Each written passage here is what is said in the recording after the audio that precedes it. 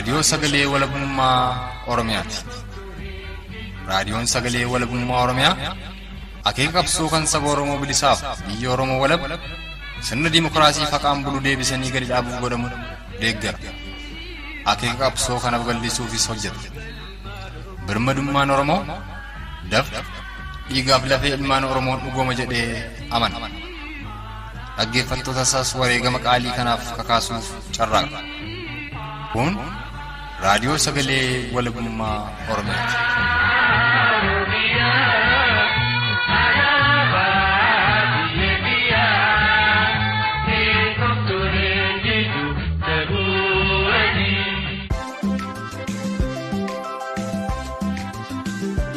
Babbaarottolee hordoftootaaf dhaggeeffattoota Raadiyoo Sagalee Walabummaa Oromiyaa jaallatamu ashamaa. Kun sagantaa tamsaasa kallattii Raadiyoo Sagalee Walabummaa Oromiyaa kibxata adoolessa bultii 27 bara 2021ti. Turtiin keessan hagamaa kurfii keenyaatti nufaanaatuuf kan isaan hawwatu ammoo anaatiikii dhugaasaati. Anis anaa dhufu saniin jechaatuman odeeffannoolee gaggabaaboo gurra isaan buusuun gara sagantaa keenya guyyaa irratti tarkaanfanna. Kaaba Oromiyaa Konyee Walloo Hona Dawwee Harawaa keessatti miliishonnii fi bulchitoonni takkaa'u kaabinoonni hona saniidhaa hawaasa Oromoo humnaa dirqisiisanii yeroo warri gara lola warra Tigraay waliin gaggeessaa jirutti duulchisuudhaaf yaalan hawaasni Oromoo hona sanii dhukaasa irratti banuudhaan miliishotaa fi bulchitoonni gamasii namni tokko madaa'uu fi tokko ajjeefamuu gama hawaasa Oromoo Walloo ofittisuu fi tarkaanfii fudhateerraas namni tokko wareegamuutu dhaga'amee jira. Kanas bal'ina isaa sagantaa keenyattaanu keessatti gamasitti bilbilee odeessa bal'aa kan isiniif dhiyeessinu ta'a. Gama biraatiin ammoo mootummaan Koloneel Abiyyi hawaasa Oromoo horsiifatee buluuf qotee bulu kan odeeffannoo takkaa'uu miidiyaa hawaasummaa fi sabquunnamtiilee garaagaraa irraa fagoo ta'e kan odeessa gahaa hin qabne moossuudhaan gara waraana isaaf hin malleetti bobbaasaa jiraatutu dhaga'amaa jira. Kunis Konyaalee kibba ba'aa Oromiyaa godina Arsii Lixaa fi ba'aa akkasumas Baalee ba'aa Oromiyaa godina Argee ba'aaf Lixaa keessatti hawaasni takkaa'u dargaggoonni Oromoo danuun mooffamuudhaan gariin ammoo sobamuudhaan akkasumas humnaan lola sanaaf leenjii akka fudhataniif bobbaafamaniiru. Warri gara kaaba Impaayera Itoophiyaatti geeffamanii bakka lola sanii ga'an hedduun isaanii duraniiru gariin ammoo achirraa baqatanii baafatuudhaaf hawaasa Oromoo Wallootti wawwaataa akka jiran odeeffanneerra. Bifuma wal fakkaatuun ammoo Konyaalee Lixa Oromiyaa godina Wallagga Lixaa Wallagga Ba'aa Qellem Wallaggaa fi Horra Guduruu Wallaggaa irraa baadiyaa keessa baruun kaabinoonni fi miliishonni mootummaa kunuunfataa Impaayera Itoophiyaadhaa dargaggoota Oromoo ol adeemoo humnaan ukkaamsanii mana hidhaatti guuraa jiraatu mana hidhaa keessaas leenjii fe'anii baasaa jiraatudha kan dhaga'ame. Nus isa kana qulleeffatuuf gara godina Wallagga Ba'aatti bilbilee odeessa guutuu arganneerra. Kana irrattis dabalataan haala hawaasni Oromoo gamasii keessa jiru irrattis kan miseensa qeerroo bilisummaa Oromoo Ba'aa Wallaggaa irraa argannetu sagantaa kana keessatti isiniif dhiyaata. Turtiin keessa nagamaayii kurfii keenyaatti nufaanaa ta'u. Muuziqaa ce'umsaa kana booda sirrumaan gara marii miseensa qeerroo bilisummaa Oromoo Lixa Oromiyaa godina Wallagga Ba'aa waliin tolfanneetti tarkaanfannaa nufaana tura.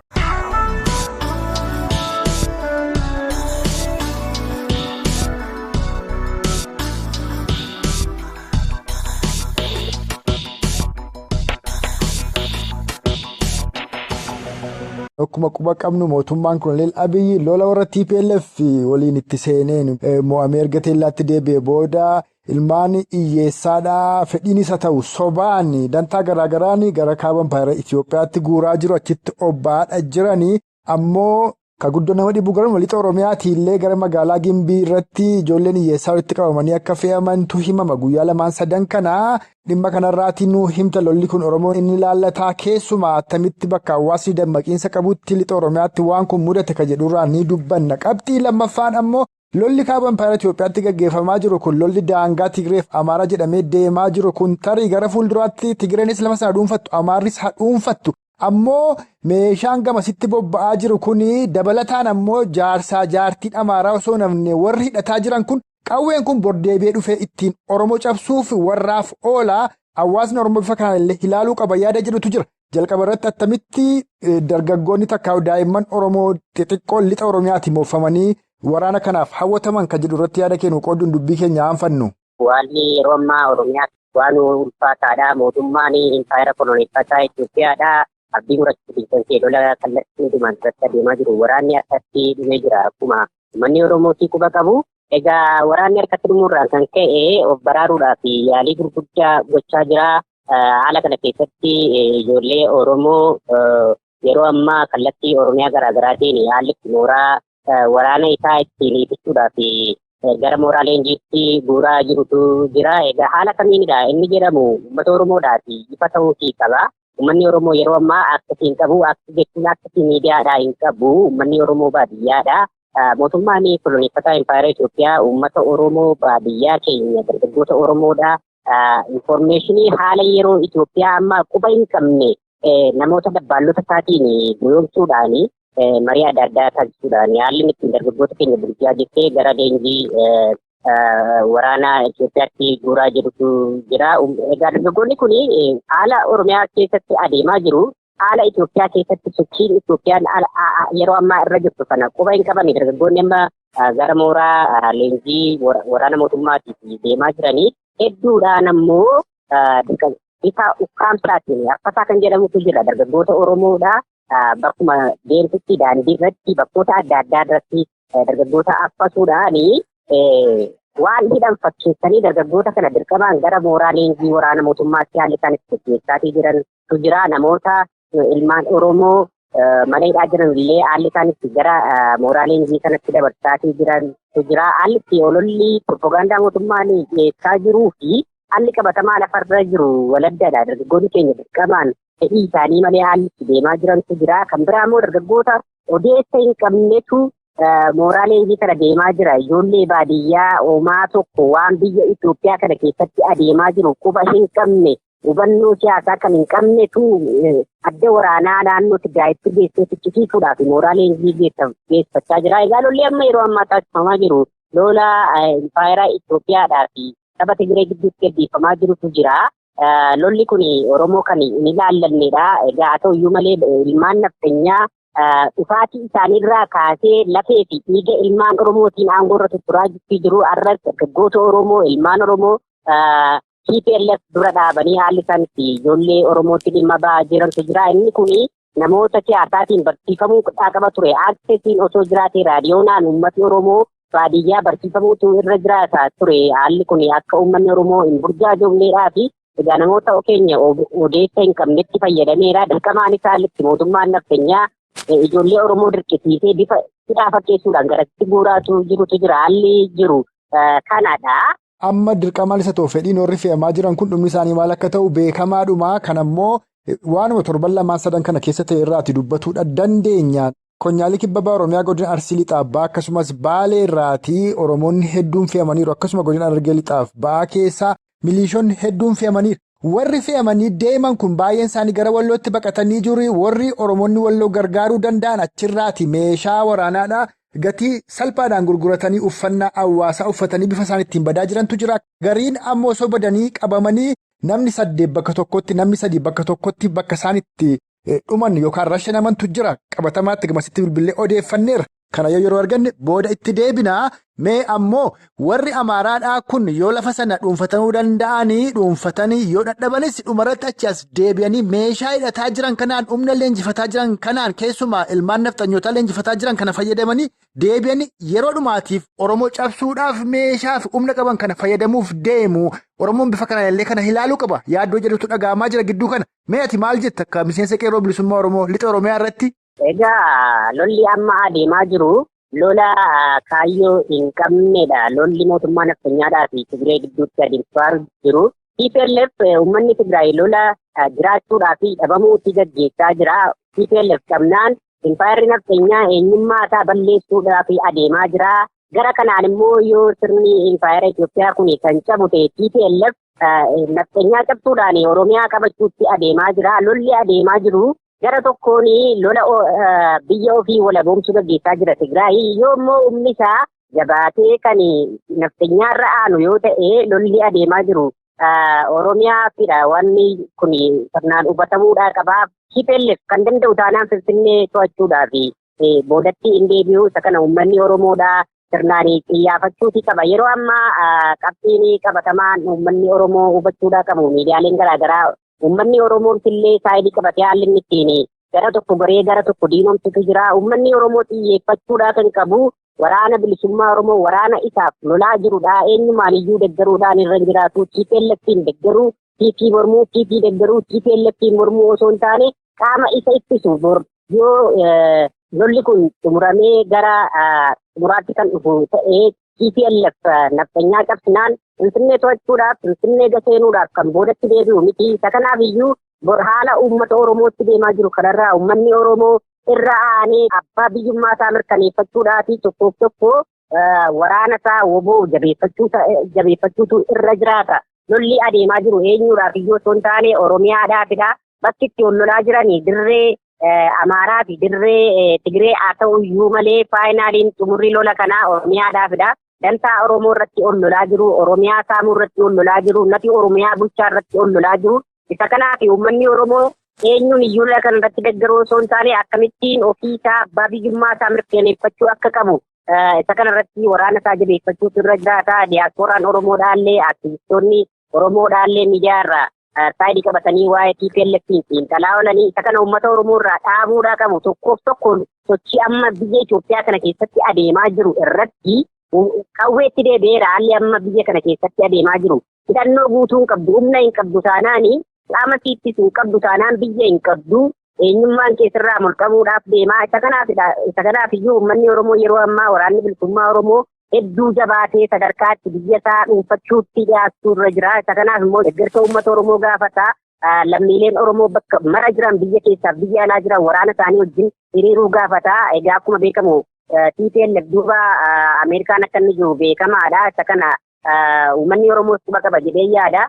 Egaa haalli amma deemaa jiruun TPLF naannoo Amaaraa bakkoota adda addaa to'achaatii jira. Naftanyaa kan cabsu taanaan gara Oromiyaatti tarkaanfachuudhaaf kan of duuban deebine ta'uu isaa uummanni Oromoodha hubachuu qabaa. Naftanyaanis ta'uu TPnis ta'uu TPLF diina Oromoo ta'uu beekuudhaan uummanni Oromoo waraana bilisummaa Oromoo jabeeffatee biyya isaa dhuunfachuudhaaf qabsaa'utu irra jiraatan jedha. Isa kanaan uummata Oromoo hubachiisuudhaa barbaada. Tole ulfaadhugaa kan itti irratti xiyyeeffattee dubbatte TPLF yoo jabaatte Finfinnee qabatuudha. Akka waliigalaatti mul'achuu yoo Oromoo saamuuf Oromiyaa irratti kan isaan ol lolaadha jiranii jettee dhugaadha. Naftanyaanis yoo milkooftee TPLF ofirraa dhowwuu dandeesse qawwee gamasitti guuramaa jiruuf humna Amaaraa hidhataa jiru kana fayyadamtee deebitee sadhumaaf Oromoo cabsuudha. Kaayyoo koloneel Abiyyi qabatee jiru galmaan ga'uudha. Xiyyeeffannoon isaanii Oromoon warra kan akkasittiin ilaaluu qabaa waan jedhu ture. Qabxiin kaase tarii yeroo qabaanne itti nu darta. Ammoo waa'ee waraana bilisummaa Oromoo jabeessuu kaafte qaamonni yookaan namoonni tokko waraanuma bilisummaa Oromoo kanayyuu maqaa jijjiiruutti gara deemantu dhaga'amaa jira. Dhiyeenya kana gama biraatiin ammoo Woboon jaarmiyaadha. Woboon mootummaa Oromooti. Hiree Oromoof Oromiyaa kan murteessu waraana bilisummaa Oromooti warri jedhanis baay'eedha. Kanaaf siif Woboon eenyu galmi qabsoo bilisummaa Oromoo eessa maal argachuuf yookaan maal argamsiisuuf kan isin aarsaa baasaa jiran? Hayyee galatoomii gaaffii gaarii na gaafattee waraanni bilisummaa Oromoodha. Uummanni Oromoo hin beekaa. Uummanni Oromoo qofaatu hin ta'in sabaaf sablammiin Itoophiyaa waraanni bilisummaa Oromoodha. Falmaa bilisummaa uummata Oromoo abbaa biyyummaa saba Oromoo mirkaneessuuf falmarra jiru ta'uusaa diinaaf firri ilma beekaa haa ta'uuti yeroo ammaa haalli deemaa jiru haala baay'ee fokkisaa kan hamilee uummata Oromoo cabsuudhaaf kan qabsoo bilisummaa Oromoo cabsuudhaaf adeemaa jirudha. Maqaa waraana bilisummaa Oromoo jijjiirraa jechuudhaani gareeleen murtaa'anii haalli isaan itti miidiyaa irraa dubbatan sochii isaan gaggeessaa jiran quba qabna. Inni kun gocha baay'ee fokkisaa kan safuu uummata Oromoo cabsuu kan uummata Oromoo tuffachiisu ta'uu isaanii dhaamuufi barbaada. Garee kanaafi maqaan waraana bilisummaa Oromoo jijjiiruudhaaf namoonni dhuunfaan aangoo tokkollee hin qabanii maqaan waraana bilisummaa Oromoodha. Akkaataa itti moggaafame qabaa. Heeraaf seera ittiin moggaafame qabaa. Kanaaf qaamni maqaa kana jijjiiruu danda'u yeroo ammaatti eenyumtiyyuu bakkeedha hin jiru. Maqaa waraana bilisummaa Oromoo jijjiiruun hin danda'amu. Jijjiiruu yoo barbaachise hoggansa waraana bilisummaa Oromoo fi waraana bilisummaa Oromoo ilaallata. Inni kun jechuun barbaada. Egaa kaayyoon wanni kun adeemaa jiranii fi hanga tokko irraa dubbatte natti tola. Maqaa waraana bilisummaa Oromoo jijjiiruu fi kan yaalamaa jiruu fi waraanni bilisummaa Oromoo sochiin amma biyya Oromiyaa keessatti agarsiisaa jiruuni lafee dugdaa sirna mootummaa gabroonfataa cabsee sadarkaa Oromiyaa to'achuuttidha kan inni tarkaanfachaa jiru. Kana diinaaf firrii quba qabaa namoonni biyyoonni baargama jiranillee Ameerikaan mataan isaallee quba qabaa haala sochii waraana bilisummaa Oromoodhaa sadarkaa olaanaatti tarkaanfachaa jiraachuusaa martuu caqasaatii jira. Egaa haalli sochiin amma adeemaa jiru marii qaama walabummaatti kan tarkaanfatu yoo taate sochiileen biyya Itoophiyaa keessatti gaggeeffamaa jiranii waraanni bilisummaa Oromoodhaa akka marii qaama walabaa waliin taasifamu irratti hin hirmaanne taasisuudhaafidha yaalii kun kan gaggeeffamaa jiru. Kunis maqaa waraana bilisummaa Oromoodhaa Oromoo Difeensi Foorsi yookiin raayyaa ittisa Oromiyaatti jijjiirra wanta jedhamutu jira. Jijjiiruun hin danda'amu jedheeraa garuu akeeka isaan jijjiiruuf yaalaa jiranidha kan inni uummata Oromoo hubachiisuudhaa barbaadu. Waraanni raayyaa ittisa Oromiyaa jedhamu waraana bilisummaa saba tokkootiif falmaa jiru osoo hin taane waraana biyya isaa keessatti abbaa biyyummaa isaa mirkaneeffatee uummata isaaf biyya isaa tiksaa jirutu raayyaa ittisaa jedhamee waamama malee waraanni diinaa wajjin wal lolaa jiru waraanni biyya hin qabne waraanni abbaa biyyummaa isaa hin mirkaneeffanne raayyaa jedhamuutii hin danda'u.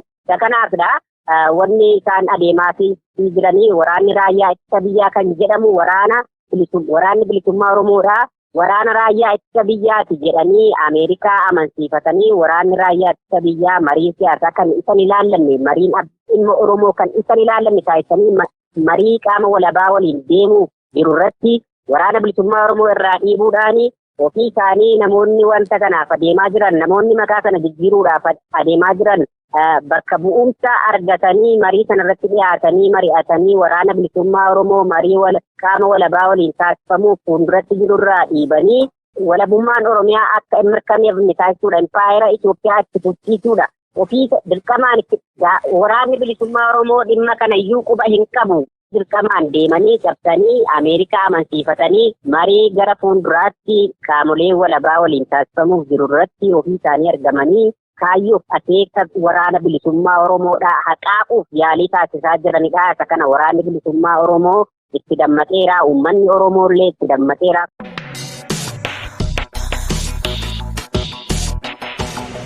Gaaruma hordoftootaaf dhaggeeffattoota keenya jaalatamu kan amma dhageessan kun haala adeemsa qabsoo bilisummaa Oromoo dhimma egeree Oromoof Oromiyaa akeekaaf galma qabsoo bilisummaa Oromoo akkasumas dargaggoonnii fi qeerrooleen Oromoo kan baadiyaa guutuu Oromiyaa keessa jiran kan odeeffannoo wayitawaarraa fagoo jiran gariin sobamuudhaan kaanis ammoo dirqisiifamuudhaan gara lola isaaniif immalleetti fe'amaa leenjiidhaaf bobbaafamaa jiraatu irratti odeessa guutuu miseensa qeerroo bilisummaa Oromoo lixa Oromiyaa godina Wallagga Baarraa argannee san dhageessifneedha. Miseensi qeerroo bilisummaa Oromoo godina Wallagga Baarraa odeeffanne kun galmiif akeekni qabsoo bilisummaa Oromoos walabummaa Oromiyaa mirkaneessuu bilisummaa Oromoo dhugoomsuuf mootummaa birmadoo Oromoof Oromiyaadhaa gadi dhaabbatu akka ta'es dubbateera. Nus kanuma jabeessina.